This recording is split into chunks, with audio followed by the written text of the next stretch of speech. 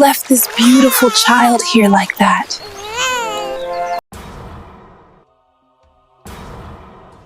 Queen Adesewa always found peace by the river. It was the only place where her heart felt light. When her thoughts were heavy, when the palace became too loud, she would come here to sit, to breathe, and to be alone. But on this day, she was heavily pregnant, 9 months in. The baby could come at any moment. She sat quietly on a large rock at the edge, watching the water move slowly, like it had nowhere to go. But then, without warning, a sharp pain shot through her stomach. She gasped and grabbed her belly quickly. "Oh no," she whispered to herself, eyes wide. "It's time. The baby is coming." She looked around, but she was alone. No guard, no midwife, no one from the palace. "Help me!" she shouted with all her strength. Her voice echoed into the trees, but no one answered. Her breathing grew faster. The pain returned like fire. It was so strong that her body couldn't hold her up anymore. She dropped to the ground, crying, groaning, grabbing her stomach tightly. Her cloth soaked in sweat. Her hands dug into the ground. And right there, by the river, Queen Adesewa gave birth. It was the most painful thing she had ever experienced. Her voice cracked as she screamed one final time, then silence. The baby was born. She lay back, shaking and weak. Her body couldn't move, but her eyes opened slowly to look at the baby. She expected to feel joy, to cry tears of happiness. But the moment she saw the child's skin, her heart froze. Her eyes widened. Her breath got stuck in her chest. The baby was white, not light-skinned, not pale, but completely white, like chalk. She blinked again and again, but nothing changed. She looked at her own skin, deep brown. She thought of the king, dark and proud. There was no way, no explanation. Her hands began to shake. "What is this?" she whispered. Her mind started spinning. How? She had never been with another man. This child was supposed to be the king's son. Fear covered her like a cloth. The king would never believe her. King Ayula was proud, controlling, and feared across the land. He had no patience, no softness. If he saw this baby, he would not ask questions. He would not wait for answers. He would say she had been unfaithful. He would punish her without mercy. He might even take the child's life. Queen Adesewa held the baby close to her chest and began to cry. "What am I going to do?" she whispered. "I can't take you home. I can't take you to the palace." She stood up slowly, still weak. Her dress was stained, her eyes swollen from tears, but she knew she had to make a choice. The river water moved gently beside her. With trembling hands, she wrapped the baby in a white cloth she had brought. She walked to the edge of the river, her steps slow, her body barely holding up. "I'm sorry," she said, her voice breaking. "I don't want to do this, but I have no choice." She bent down and gently placed the baby on the surface of the water. The baby floated softly, his little hands moving, his small cry filling the air. But Queen Adesewa turned away. She couldn't watch. Tears streamed down her face as she stood there, unable to breathe properly. Then, wiping her eyes, she turned and began to walk. She couldn't return to the palace with no pregnancy and no baby. She had to act fast. She walked far, very far, to the edge of the kingdom, to a hidden orphanage known only by a few. An old woman opened the gate, her eyes calm but full of questions. Queen Adesewa fell to her knees. "Please," she begged, "I need a baby, a boy, a dark-skinned one. I'll give you anything you ask, but you must never speak of this, not to anyone, ever." The old woman said nothing. She looked at her for a long moment. Then she turned and went inside. A few minutes later, she returned with a baby boy, healthy, dark-skinned, calm. Queen Adesewa took him into her arms. Her chest rose with a heavy breath. She looked at the old woman. "Thank you." Then she turned and left quickly. When she returned to the palace with the child, the guards shouted in joy, "The queen has delivered!" Drums began to play. King Ayula stepped out in his royal robe and smiled widely. He raised the child in the air. "My son," he announced, "the Prince of Orita." They named him Prince Ifedayo. Everyone rejoiced, but Queen Adesewa stood there with a heavy heart. She smiled for the people. She held the baby and rocked him in her arms, but deep inside, she could not forget what she had done. She could not forget the baby she left behind in the river. The child was gone, but the memory refused to go with him. And while the queen was being praised, something unexpected happened in the river. The white-skinned baby, still wrapped in the soft cloth, floated and cried, his voice soft but full of sadness. His body began to sink slowly into the deep. His cries became weaker. The cloths became heavy. And just when he was about to disappear under the water forever, a figure appeared. She rose from the deep like a spirit. Her hair was long, floating like silk. Her eyes sparkled like stars. Her skin shone under the water, and her tail was long, glowing, and beautiful. She was Queen Morenike, ruler of the Mermaid Kingdom. She saw the baby sinking and rushed forward with speed. Her hand scooped him up just in time. She held him to her chest and looked around. "Who would leave a child like this?"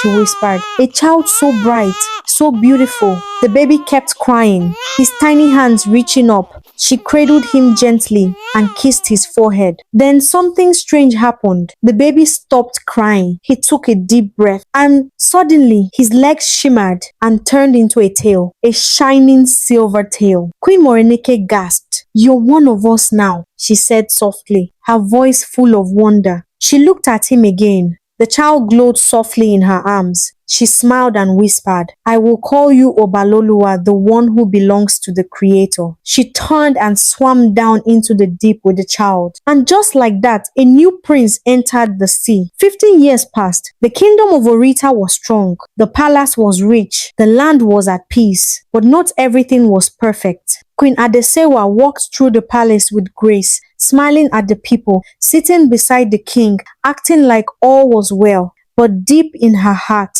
she never felt free. Because every time she looked at Prince Ifedayo, the boy the world believed was her son, a quiet voice whispered in her chest, "This is not the child you gave birth to." She would swallow hard, hold back tears, and smile anyway. No one knew her secret. No one even suspected. But her guilt was like a stone in her heart that refused to move. Prince Ifedayo, the boy she brought from the orphanage, had grown. He was tall, confident, and proud, just like King Ayula. He carried himself like a prince. He walked through the palace as if the ground belonged to him. But even though he was loved by the king and feared by the servants, something about him kept people at a distance. He was arrogant, just like the man who raised him. Many people in the palace respected him, but they didn't truly love him. Far away, beneath the river, another boy had grown. Obalua, the baby Queen Adesewa left behind, had become something the world had never seen. Queen Morenike, the ruler of the Mermaid Kingdom, had raised him like her own child. He had grown up surrounded by love. Princess Amira, her daughter, stayed by his side since the day he arrived. She treated him like her little brother, protecting him, playing with him, teaching him their ways. From the very beginning, Obalolua was different from the others. His skin still shone like light. His silver tail sparkled in the water. Up in the palace, King Ayula was growing restless. Even though he loved Prince Ifedayo like a true father, something was missing. There was a hunger in his heart that wouldn't go away. And every time he stared at the royal scrolls, the ones that held the history of their kingdom, he grew more troubled. According to the writings, every 100 years, a child will be born with glowing white skin. A child sent from the gods. This child would bring peace, strength, and protection to the kingdom. Enemies would fear him. Crops would grow. Rain would fall in season. The kingdom would prosper. But this child had not come, not in his time, not in his palace. And it had already been 100 years. King Ayula sat on the stone bench in the palace courtyard one evening. The sky was red and the sun was going down. His face was serious. lost in deep thought. Queen Adesewa saw him sitting alone and walked quietly toward him. My king, she said softly, why do you look so troubled? Is something wrong? Is one child not enough for us? The king turned his face slowly and looked at her. His eyes were unreadable. One child is enough, he said, but I am waiting for someone. Queen Adesewa's heart jumped. She stood still for a moment. Who are you waiting for? She asked, trying to sound casual. King Ayula narrowed his eyes and spoke coldly. This is not something a woman should question. You were supposed to be in your chambers. His tone was sharp. Yes, my king, she said quickly, bowing her head. She walked away quietly, but inside, her chest was burning. She couldn't sleep that night. Her thoughts raced. Who is he waiting for? She whispered to herself. Could it be my son? The one I left in the river? That night, the past she had buried for 15 years began to rise like smoke. The next morning, the king called for the chief priest, the wisest and most spiritual man in the land. The priest came. The king said, it's been over 100 years now, and according to the scrolls, a special child should have been born. Why is he not here yet? What's happening? The priest lit some herbs and began to chant. His voice was deep.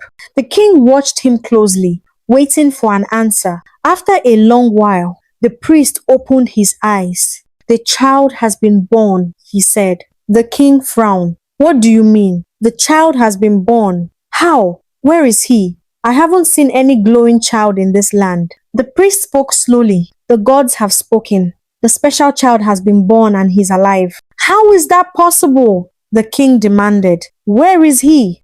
The priest looked at him and lowered his voice. My king, the gods have spoken. The child has been born and he is alive. That is what I can say for now. King Ayula's face changed. He asked the guard to call Queen Adesewa. Queen Adesewa, on the other hand, had overheard the conversation between the king and the priest, and now she was afraid of what might come next. She went to the king as demanded. King Ayula asked gently, Queen, tell me the truth. Whose child is this? Queen Adesewa was trembling with fear.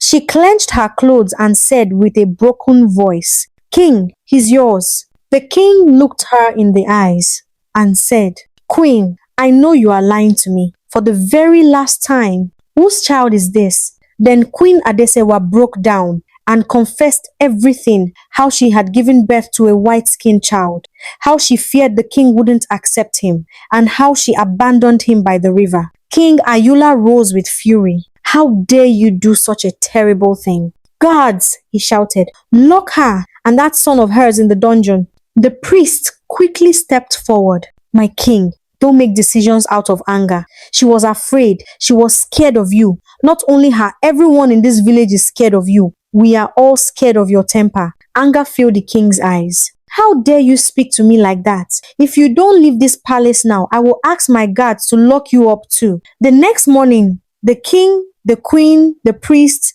and palace guards went to the river in search of the prince. They got to the river and searched everywhere, but no prince was found. Then the priest began to chant, and after a moment he said, the prince is alive, but he is under the water. King Ayula's face changed. The mermaids? He roared. They have my child? They dare to hide him from me? His fists clenched. I will not let this go. The priest tried to calm him. Your Majesty, the child is alive and well. That is what matters. Silence, the king shouted. He is mine. I will find him, and they will pay for stealing him from me. Back in the king's room, he sat and called for his best scroll writer. He dictated a message, a command to the sea. His words were strong, proud, and full of fire. Return the child to me in 3 days, or face the anger of the king. One of the chiefs stepped forward and said, My king, forgive me for saying this, but this message sounds too harsh. Maybe you can write it more friendly. So they will. The king slammed his hand on the table. How dare you tell me what to write? You are my chief. I am the king. I make decisions here. The chief quickly bowed his head. Yes, your majesty, he said and stepped back. The room went silent. The other chiefs looked at one another, afraid to speak. The king rolled the scroll and placed it in a glass bottle. He called his river messenger and gave strict orders. Drop this into the water and blow the sacred whistle. The messenger obeyed. He walked to the river's edge, blew a high-pitched whistle carved from shell, and threw the bottle into the water. Then he ran back quickly. Not long after, some mermaids swimming nearby saw something floating. "What's this?" one of them asked. "It looks like a human message," another replied. "Take it to the queen." They swam down fast, the bottle in hand. Queen Morenike sat in her palace under the sea. When she saw the scroll, she opened it carefully. Her eyes scanned every word. Her face darkened, her lips tightened. "He commands me like I'm his servant," she said coldly. "Not even a thank you, not even a request, just pride. Even if he begs, I would never return Obalolua. Never." Her voice echoed in the glowing hall of her mermaid palace. She read the scroll again, and without a word, she tore the letter in half. The pieces floated through the water. But what she didn't know, Obalolua had been watching. He had seen the message. He had seen the anger in her eyes. He stepped forward and asked, "Who wrote the letter, mother?" His voice was quiet but firm. Queen Morenike turned quickly, surprised to see him. "Obalolua," she said gently, "why are you here? How long have you been watching?" "I saw everything," Obalolua said, his bright white skin glowing in the dim light. "Who sent that letter? What did it say?" Queen Morenike took a deep breath. She swam closer to him, placing her hands gently on his shoulders. "It was from a human king," she said softly. "The king of the world above. He claims you are his son." Obalolua's eyes widened in shock. "His son?" he said. "But that can't be true. I've never even met him. How can I be his son?" Queen Morenike's expression softened. She began to explain. 15 years ago, I found you floating in the river. You were just a tiny baby. You were crying and you were sinking into the water. I saved you. I brought you here and raised you as my own. Since then, you have been part of this family." Obalolua's heart felt heavy. "If I'm his son, why was I left in the river?" he asked, his voice shaking. "Did my real parents not want me?" Queen Morenike's heart ached for him. She gently stroked his cheek. "I don't know why they left you," she said, "but I know this: you are loved here. You are my son. You are part of this family, and nothing will change that." Obalolua stood in silence, his thoughts swirling. He felt thankful for the life he had here. Finally, he looked up at Queen Morenike and said firmly, "I don't want to go. This is my home. You are my mother." Queen Morenike smiled and pulled him into a hug. "You will not go," she said. "I will not let that king take you." Just then, Princess Amira swam into the hall. Her eyes were wide with worry. She had overheard the conversation and quickly swam to Obalolua. She threw her arms around him. "You're not leaving," she cried. "You're my brother. I won't let anyone take you away." Obalolua hugged her tightly. "I'm not going anywhere," he said. "This is my family, and I belong here." Queen Morenike watched them, her eyes full of love and also of determination. She swam forward and placed a hand on both of their shoulders. "Obalolua is staying," she said. "Let the king send more letters. Let him threaten me with his armies. Obalolua belongs here, and I will protect him with my life." But deep down, Queen Morenike felt uneasy. She knew the king would not stop. She could feel it. This was only the beginning. A great storm was coming, one that would test the strength of both the land and the sea. The third day came. Queen Morenike and the mermaids prepared themselves under the water. Their weapons were sharp, their hearts were steady. King Ayula stood in full armor at the edge of the river, surrounded by his warriors. His sword was sharp, his eyes cold. His face showed no sign of peace. The time for talking had passed. To him, The sea people had refused his command, and in his mind there was only one answer for that: war. Behind him, his soldiers stood ready. Their faces were tense, their feet were firm. These were men trained in dark magic, men who had seen battle, men who would fight if ordered. King Ayula stepped forward, his boots sinking slightly into the wet ground. He looked out at the water, his voice strong. This is your last chance. Return the child that you stole from me, or I will burn this river to the ground. The water began to ripple. A soft wave moved toward the shore. Then, from beneath the surface, Queen Morenike rose slowly. Her body shimmered. Her hair flowed. Her face was calm, but her presence shook the air. She stepped forward until her tail touched the shallow part of the water and began to turn into legs. She stood tall on the land, her hands empty, her eyes focused on the king. You call him your son, she said softly. But where were you when he cried in the river? Where were you when the water tried to take him? King Ayula frowned. You stole him from me. Queen Morenike shook her head. That's not the point. You left him. I didn't. You want him now because of what he can give you. But I raised him. I protected him. I loved him. You may have given him life, but I gave him everything else.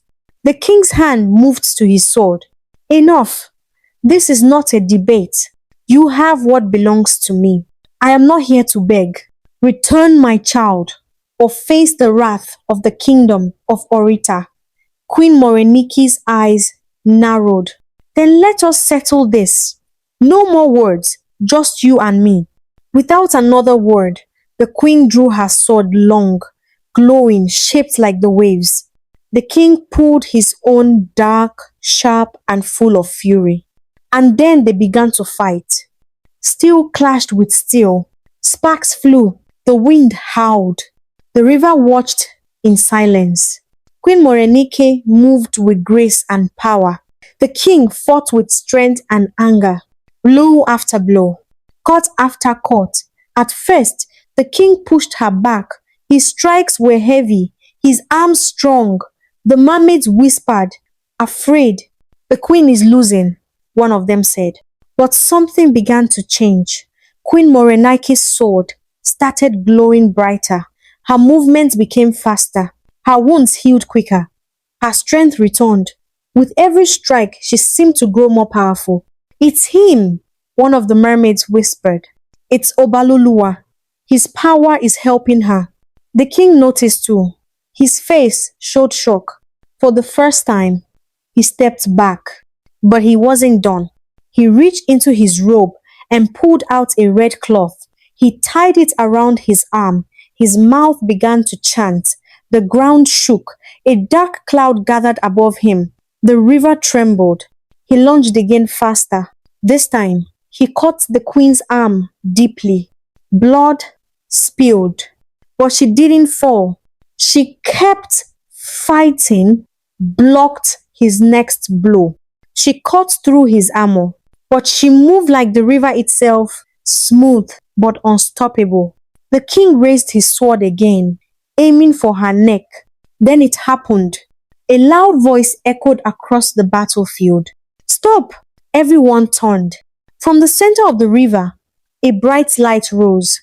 Water parted, and through the glow, Obalua appeared. He stepped forward, his body glowing like the Sunday. His silver tail shimmered, but as he reached the shore, the tail changed into legs. He walked calmly across the land. Between the two of them, between the father who left him and the mother who saved him. Enough, he said quietly. The king stared at him, mouth slightly open. You are my son, he said. Obalolua nodded slowly. Yes, I am your son, but I did not grow under your roof. I grew in the sea. I swam with people who loved me, who never asked for anything in return. King Ayula stepped forward. Come with me. I will make you prince. You will rule beside me. Obalolua looked at him. I don't want power from someone like you. The king's hand fell to his side. But I'm your father.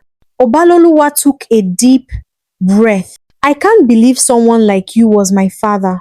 Thank the gods I didn't grow up in your hands. The king's voice shook. How dare you speak to me like that? He shouted. But Obaloluwa didn't back down. Father or not, I will say what you need to hear. Your pride is what will destroy you. I'm sorry, please, and thank you.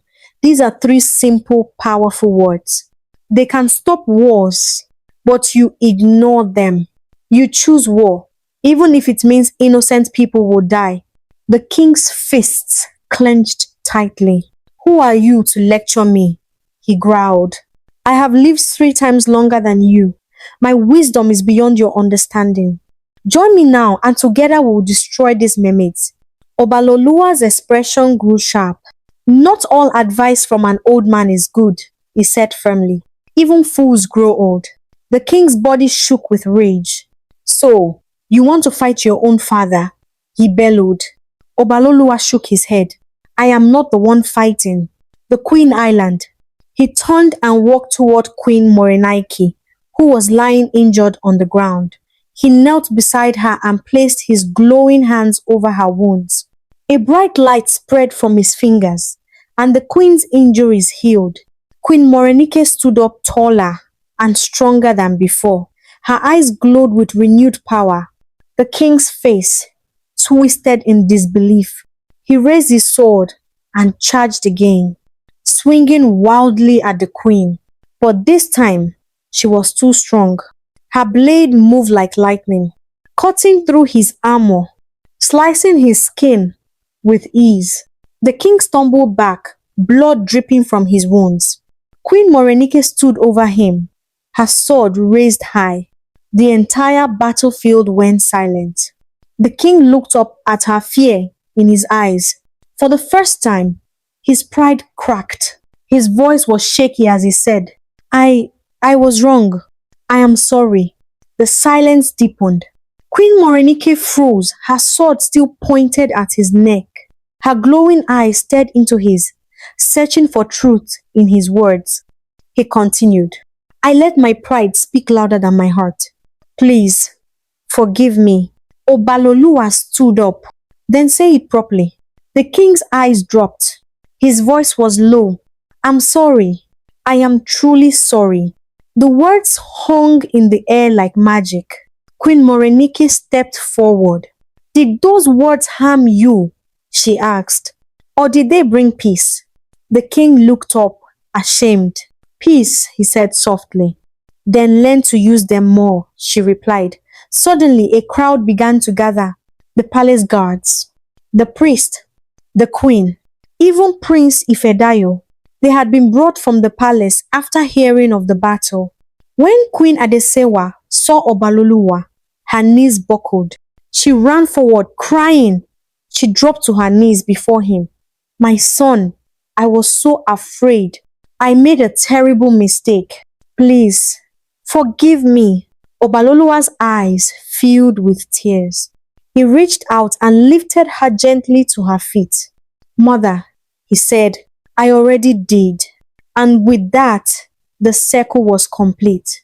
King Ayula removed his crown. He stepped back and handed it to Obaloluwa. You were born to rule, not just the land, but hearts. Obaloluwa looked at Queen Morenike. I will stay connected to both, he said. The river and the palace, the land and the sea. Let there be peace between both worlds. From that day on, Obaloluwa became king. His first law was simple. No more dark magic. Only light shall lead. Prince Ifedayo stayed in the palace. There was no hatred between them. In fact, they became brothers not by blood, but by bond. And Queen Adesewa never kept another secret. Peace returned to Orita. The kingdom prospered. And Obaloluwa, the boy who was once left in the water, became the king who united two worlds. Moral lessons. Pride can destroy what love could have protected. King Ayula almost lost the greatest gift of his reign, not because the child was gone, but because his heart was too hard to say. three simple words: I am sorry. Queen Adesewa hid the truth out of fear. But fear never erases consequences, it only delays them. And yet, when the truth finally came out, it was forgiveness, not force, that healed the kingdom. Obaloluwa was abandoned, but not unloved. Sometimes, the people who birth us may fail us, but the ones who raise us in love become our true family. He was raised by strangers, but became king of all. This story teaches us that blood makes you related, but love makes you family. Power without kindness leads to loneliness, but a true leader rules with humility, compassion, and wisdom. In life, never underestimate the power of these three words: please, thank you, I'm sorry. They can save families, fix kingdoms, and build peace between enemies. And lastly, sometimes the person you throw away becomes the one the whole world is waiting for.